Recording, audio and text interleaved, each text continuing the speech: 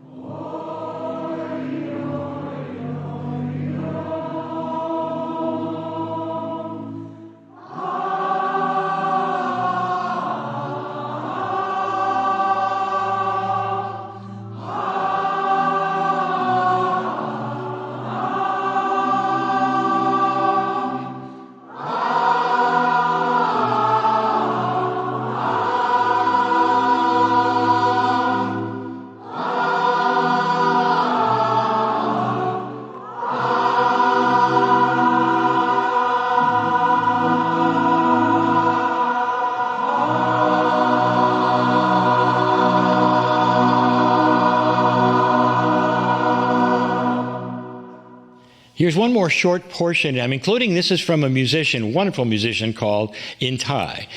Often Todd puts musicians along with these choirs, teaches the choirs perhaps a way to accompany them just for variety and some beauty that you don't expect.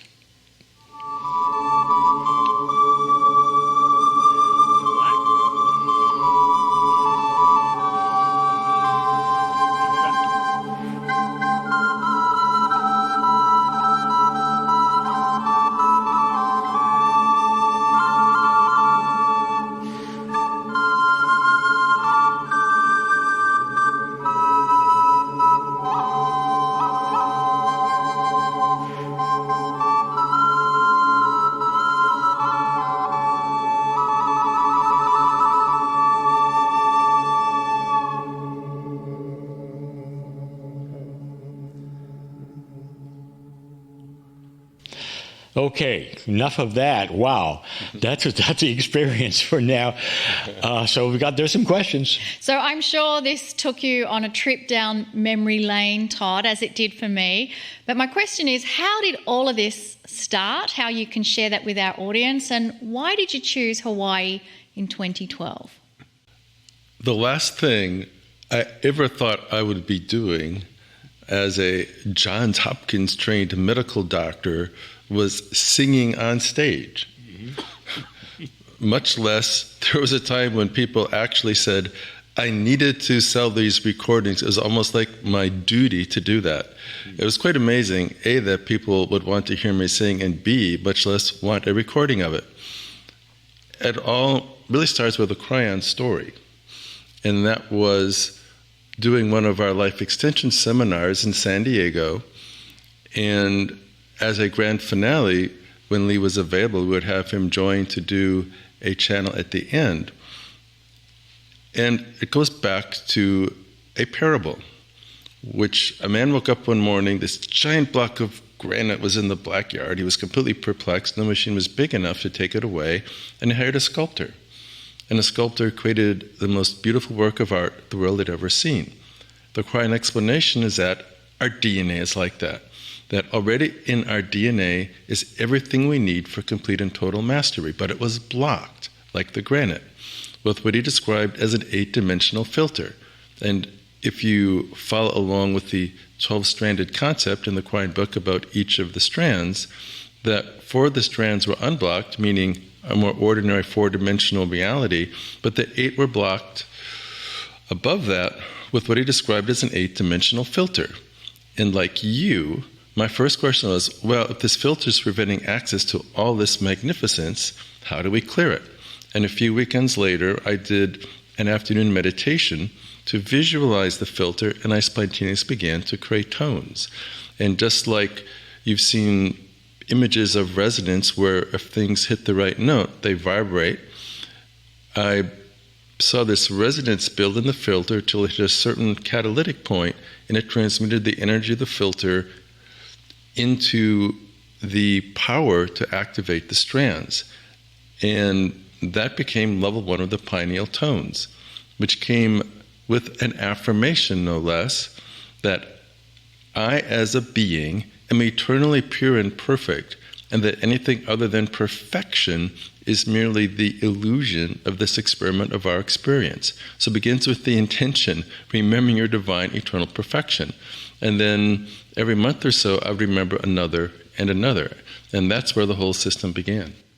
And I believe that you had about 16 tones by the time Cryon then started telling you more information about the tones. Do you want to share that with us? Going back in the history, it was all cycles of 8s. After the 8th level, we had a Cryon event in Moscow, and with 1 week's notice, we had 300 people gathered for a session where instead of sharing 8 levels over 2 days, I shared it over a few hours. And that's where Cryon first described that this was my mining the Akash to remember these tones as I'd done them in Lemuria. And even though I had temples of rejuvenation at my beck and call, since I was the architect of them, that I was able to stay in a very youthful body a very long time just using the tones I just shared, and that was just 8 levels. And that the people in the room that day would live longer lives for having been there. And then it was at level 16 where there was the Cryon channel at another event in San Diego where he said 16 levels is great, but there's actually 24. You need to remember 8 more. And he took us to a place 26,000 years ago where there were 800 singers, 400 on each side. He said they're much more powerful if they're done in pairs. It greatly amplifies it. And there was the admonition to remember the remaining 8, but also how they paired together and how they were sequenced. All right, so we put together, I remember we sitting down in my living room, putting together, said, we had to do this. We have to do this publicly. We have to invite everybody, and you have to remember all of them. Do you remember the phrase that Cryon used about how well you remembered it? The biggest compliment during the first choir, and to put it in perspective, there was this 2-year journey of remembrance and then pairing and then recording and creating rehearsal tapes and gathering people with this question, is this going to sound at all good? And what was remarkable is after the first section, the Cryon comment was we were shockingly accurate at recreating a Lemurian choir. Okay, I want to do something now. I want to walk through the photos of the choirs over the years, and just have I want everybody to see it. I want you to have a little, maybe a brief comment. Why are these people wearing different colors? Well, it was a designer question.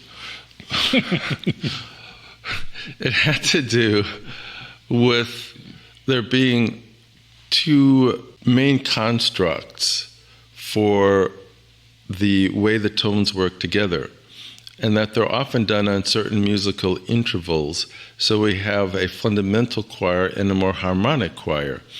And we chose colors for each location that were indicative of something that was either royal or spiritual. And in Hawaii, the royal colors are the red and gold. So that's why we picked the red for the fundamental and the gold for the harmonic choir. All right, so let's begin our little journey. The choir after this one, the very next year, was in Cancun, Mexico, and it was called the Compassion Choir. Anything you want to say about that? This was at this amazing resort. It was a beautiful experience. And we moved more into the energy of the Mayan civilization, which was in the Mayan Riviera. So we had local shamans provide their energy as opposed to the Hawaiian heritage that was done in Maui. And what was unique was that for the first time we did levels past level 24, which was the recreation of the first Lemurian choir. So we're getting actual new information beyond what was performed in the ancient days. Here's another one, Mount Shasta, one of our favorite places in 2014. It was called the Divine Celebration Choir. Mount Shasta was amazing.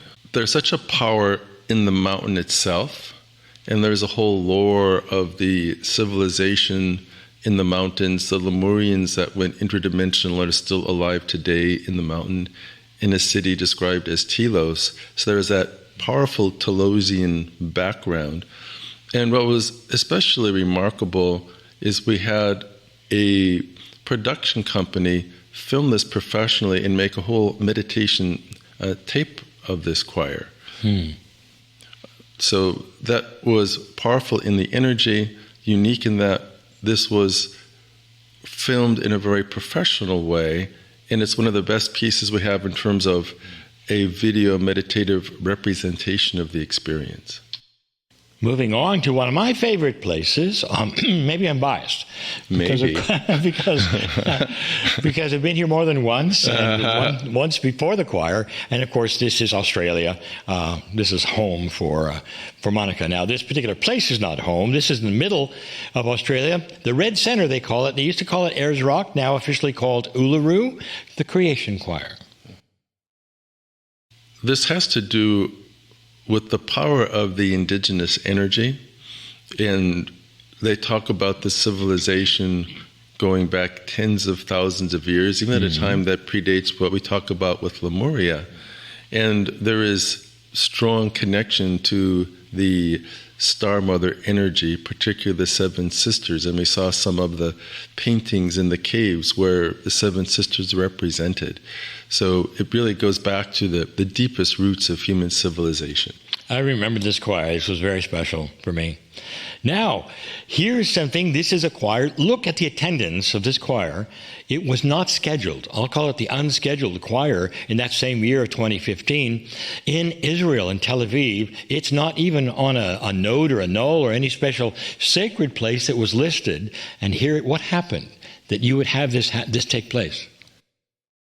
It was... I'm not even sure how it happened. It just did. It was mostly related to our organizer, Elon, who has such strong roots in Israel and has a large connection with the spiritual community. And there was so much interest in anchoring an energy of balance and peace in the area that we decided, as long as so many people were going to be there in a context of a Cryon event, that we would create a special invitation. And I was personally astounded that we had so many people from so many countries that are participating in that energy of creating peace. Yeah, very, very special. Into 2016, we have the Mount Ida Hot Springs, Arkansas, the Crystalline Choir. Why was it called the Crystalline Choir? Well, this was amazing. It's something I didn't realize until this particular conference was held, that Mount Ida is the world's largest underground mountain of quartz crystal. It is one giant, massive crystal resonator, so what a great way to amplify a vibration. Notice the purple and blue. Was that, that's kind of crystalline colors? Exactly. Well, it's also DNA, isn't it? Exactly. A thin film crystal of DNA has the colors magenta and turquoise. Oh, okay. Chamonix, France. We traveled there. I'd never been there before. Mont Blanc, the Quantum Choir. Why did we call it the Quantum Choir? Well, because we had an amazing tour. The only time I've actually ever been to CERN with the Large Hadron Collider and the cyclotron systems that they have and all the experimentation that we do. Greg Braden was there to share his profound information.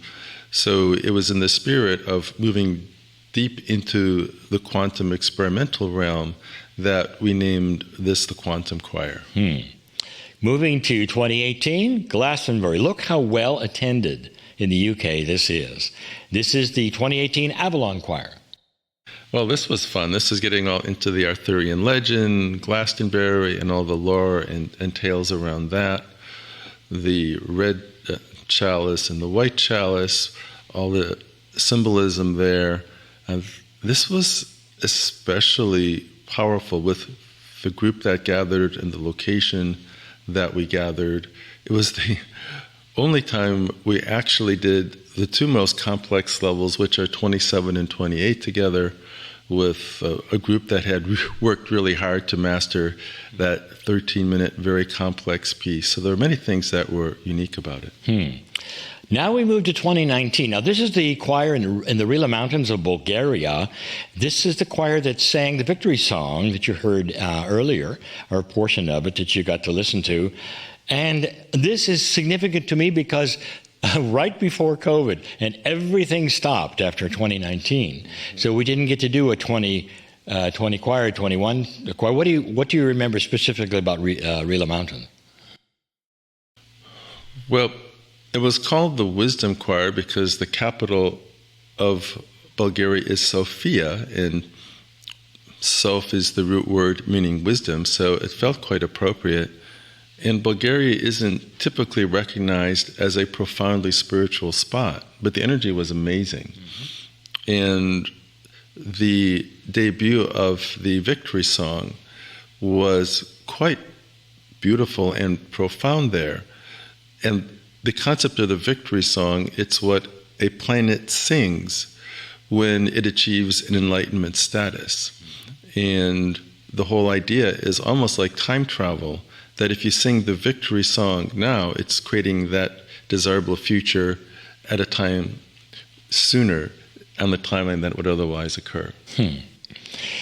Okay, now we go to the soonest we could do another choir after COVID was 2022. And there's a story about this because this had ended up back in Cancun, Mexico. Wasn't scheduled that way. What happened there?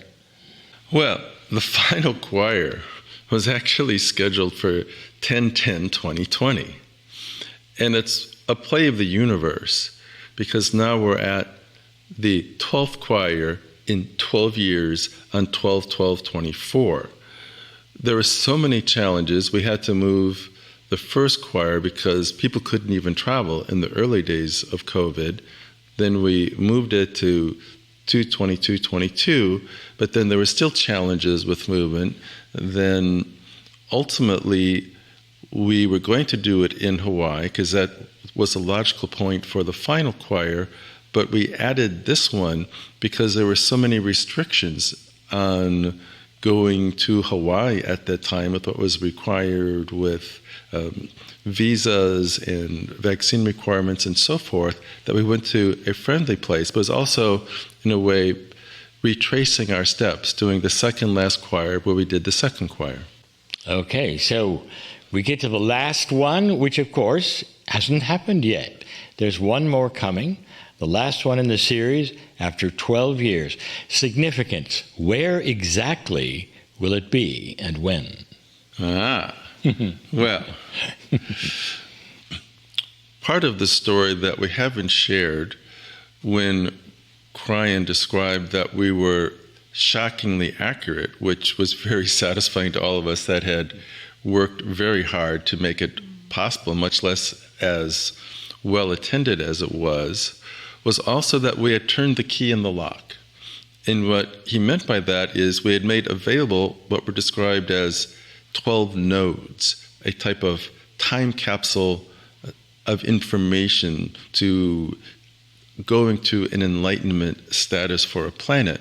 And each of the 12 nodes had a corresponding null, with the node being a point of intensification of the crystalline grid and a node being a very weak crystalline grid, a type of battery, a set of potentials. And after the first choir, Cryon described all the locations of the 12 nodes and nulls, but not how they paired. And only one choir after another, the first was from Maui to the Tibetsi Mountains in Chad. We had to wait choir by choir till the whole pattern was revealed, and some were actually activated by Kale, who brought the energy of the first choir to places like Lake Titicaca. But now all 12 nodes and null pairs are identified, and my understanding from Cryon is that the function of this next choir is to integrate and activate the whole system as an engine of accelerated planetary clearance, where the collective suffering of thousands of years of humanity are gathered in the nulls and brought to the nodes that are like mini plasma field suns to burn it away. So part of it is a planetary experience, and Cryon also describes, and this gets very esoteric, a dormant, invisible, interdimensional 24th chromosome pair. And we can only imagine what magic resides in something that powerful as an activator, enhancer of the whole system. And this became somewhat available recently, including the last choir and some of the other things Cryon has done. This is making it available to all of humanity, as I understand it. Also, from my standpoint, don't you find it interesting we're going back to the same hotel in the same room? I know. Where it was done before. It's so amazing. The same place, yeah. So it really is a return. So, but come activate your 24th pair. Now, I've got one more photo to show everybody what is happening here. I'll tell you, this is when Cryon is talking, not me, but Cryon is talking to Todd. He always sits in a chair, every choir, there's something that Cryon tells him. What's going on? So, at the end of each choir, the final piece, and the structure of the choirs is that it begins with a short Cryon channel. There's a segment of the choir in another Cryon channel, and it's interspersing the choir and channels. And there's a final channel after the choir is complete, and that's when I get my next assignment. And as Cryon says, you don't have to do it, but I know you will. And he always had. And those assignments are like the victory song. I think that was an assignment. That was an assignment. There was one assignment to write the lullaby that you heard from your star mother. That was another assignment. So there's more here. Absolutely. And you had a taste of the pineal tones from the videos that Lee played for you earlier on. But there's another component that Todd brings to the pineal tone work. And I want to premise this by asking a question from Todd. Is it true that you stuck your head upside down in the ocean and tried to communicate with the whales? Do I have to admit it? Yes, you did. Yeah, because we know you did. Sorry. Well, there's a little more backstory. I hope so. Would love to hear it. Yeah. The 14th level has 7 parts, and the final part has a flavor like the song of the whales, and that inspired what I describe as a cellular telepathic communication to be physically with the whales in the water. And within 2 weeks, I was in Maui, diving to the bottom of the ocean and suspended upside down, hanging on a rock, because when the humpback whales sing, it's very weird. They point their heads to the bottom of the ocean floor and their tails are up. So I was mimicking their position. And I wasn't so much communicating, but listening, not just with my ears, but literally feeling it in all the cells of my body. And after 4 days, I would call it a total body cellular recording of the experience. So when I sing the whale tones, it's not just a vocal process, it's a total body vibrational recreation. Wow.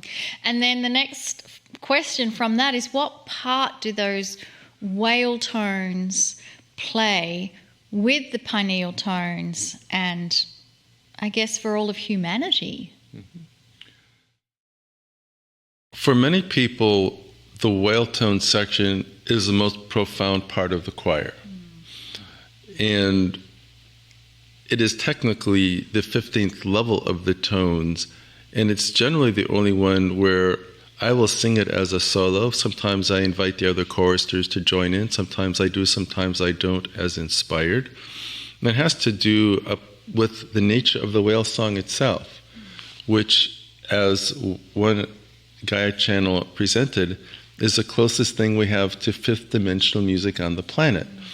And as Cryon describes, if you get to the fifth dimension, it opens all the others. So it's about opening the dimensions. So, question. Someone in the audience is watching, so inspired by everything we've shared, loved the tones. And if someone says to you, Dr. Todd, I don't think I can sing, but I'd love to be part of the choir, is it still something for me?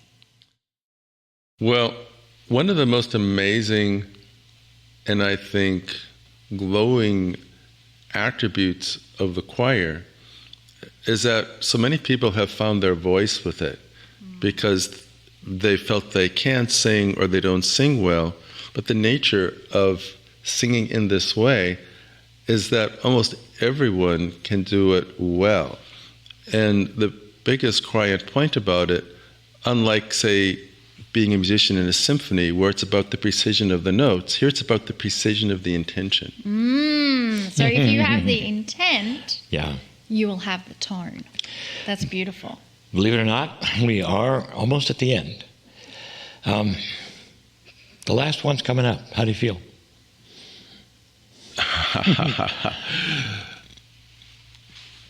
Well, this final choir has really been a struggle. It's been literally 4 years delayed from when we initially had it. Maybe because it's supposed to be the 12th choir in a 12-year cycle, which makes the synchronicities of the numbers ideal. There's a feeling that in many ways this will transcend the previous choirs. There's the feeling that the 12th choir, like the 12th pineal tone, that one tone had all the energy of the previous 11 and more. I've got a feeling that this choir is going to be like that, that it's going to shift everything to another level. This may be the most important one for the whole planetary experience. I think certainly profound personally.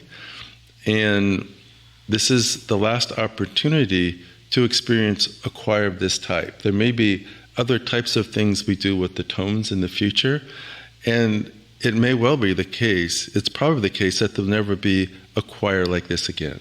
I agree, and I can already feel the potency of this choir being a fast-track system of working with our chromosome DNA pair, the 24th pair, as well as the planetary system of spiritual intervention that was placed as time capsules in the planet by the Pleiadians.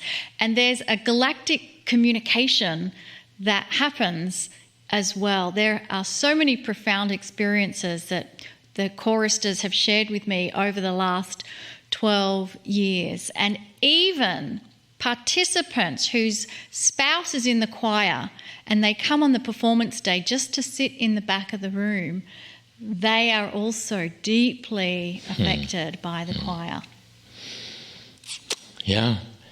It's hard to say goodbye. And we know we're going to lose you here because you have to leave, but there's a break coming up. Mm-hmm. Yes. But very quickly, do you have a feeling from Cryon about the importance of this event? It's the same feeling, excuse me. I get choked up thinking that it'll be the last one. We have been through a very profound 12 years with you. Amazing. Amazing. So I think that Cryon would echo what you said. It's going to be different. It's going to be profound, and I'm going to be there. Yeah, I feel it's a... I hope so. Yeah. Oh, yeah. It's a divine appointment, Yeah. and I feel that those who come, it's also a divine appointment as well. So thank you so much, Todd, for taking time in your busy schedule to come and visit with us and share all that beautiful information. Well, always a pleasure and honor, and so exciting to be creating this matrix of experience with you. Thanks, my friend. Wonderful. Okay, everyone, we are going to take a short break. Perhaps that's the perfect time to go and sign up for the choir. And then we will see you back here soon for the Circle of 12. Welcome back, everyone. Thank you so much, Dr. Todd. I think most of you can see that Dr. Todd had to go. He didn't turn into a plant. What a wonderful explanation of these tones. Now, I just want to remind all of you, this man is a top anti-aging rejuvenation DNA expert, perhaps one of the giants of the planet at the moment in this subject. And we're going to bring him back. And hopefully in September, we'll have him back to talk about those things. So we're not done seeing him. But if you loved the tones and want to be part of it, again, the Pineal Tone Choir will be happening in December at Maui, and Lee and I will be there, and we'll be offering a boat adventure. Sunrise and sunset, I think it is, before the choir kicks off. That's going to be on December 8. You can check out the details at cryonmasters.com and then have a look at the events tab, and that's where you can find all the events we're doing. Well, it's time again to do our miracle moments, and one of Monica's my favorite sections of the program. I really mean that. We just really love to hear these things that have touched your heart and happened to you in real life, and that's why we're here. Now, you can find the Miracle Moments section in your membership portal. I really invite you to go there, where you can request prayers of help, benevolence for yourself or someone you love, and you can then record your miracle moments and see those of others. If you or someone you know has had a miracle, we just love for you to share with us. We really do. We love, I would say, just hearing about any kind of thing that you've experienced. You know, sometimes a miracle can be I would say, just a benevolent resolution of something that's worried you for a long time. Have you ever had that happen, where truly you worry about something, and then suddenly you realize there's been something change in you, and you're no longer worried, even though the situation may not have actually changed? To me, that's a miracle. Sometimes, of course, it's a physical healing. Sometimes it's relationships. We've had plenty of those kinds of things. All miracles are worth celebrating, and that's what we do here. We celebrate miracles in this section. I'd like to ask Monica to share a miracle moment which happened to one of our Circle of 12 members. So this miracle moment, it comes from Teresa, and Teresa says, I submitted a request for a miracle for my 11-year-old son who was struggling with school and behavioural issues. Over the course of the last month, he miraculously finished all of his tests, and we've had really meaningful moments together. Our communication has improved, and I have improved as a parent for him. It's been a shift I didn't expect to happen so quickly, and I can't thank this community enough for the joy this has brought us. If you're a parent, take the time with intention to find heartfelt interest in your child's world. Blessings to all. These children are our future. And I think, Teresa, that you are part of that future, because being a parent where you really, with your intention, find that common ground of that heartfelt interest. I can feel through the words that you're sharing that the change has really taken place within you, and it's rippled out. And this is such a beautiful role model of a parent, showing us the relationship that can happen when we tune in to love and kind of feel how we are guided to do things when we're connecting with that place of love. And I think that's what all of us want. We all want to receive love from everyone else, because that's what emanates from the Creator. So let's now use our collective energy as awakened old souls that know about the soul inside, that eternalness within us, and that there is such beauty in that. And we'll use that energy to send it to everyone who's asking for our prayers of help. And if you've never done this before, it's simply coming to it with your own intention. How can I be of service and love to those who need it? It's as simple as closing your eyes,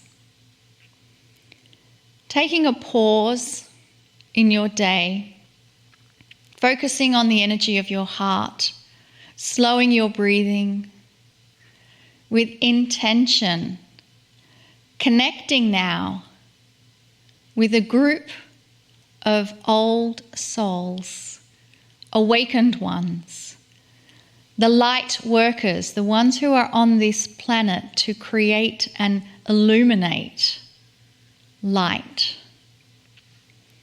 And in this intention of focusing on these aspects that are innately ours, they're built in, our DNA is designed to create and transmit light.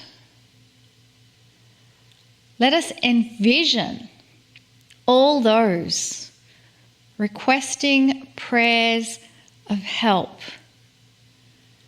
that within them there is that light being created right now, moving through internally, so that every molecule of their body is becoming more attuned to the light they carry inside in their DNA. This is our focus, this is our energy that we are wishing to communicate to those requesting prayers of help. We see you, we love you, we remind you that you have the light within you that will broadcast love and flood your situation with the love from the Creator. And with that love from the Creator, all things become possible. All solutions exist within the field that is around you. And so let us focus on that connection between the individual and the field of potentials that's around them.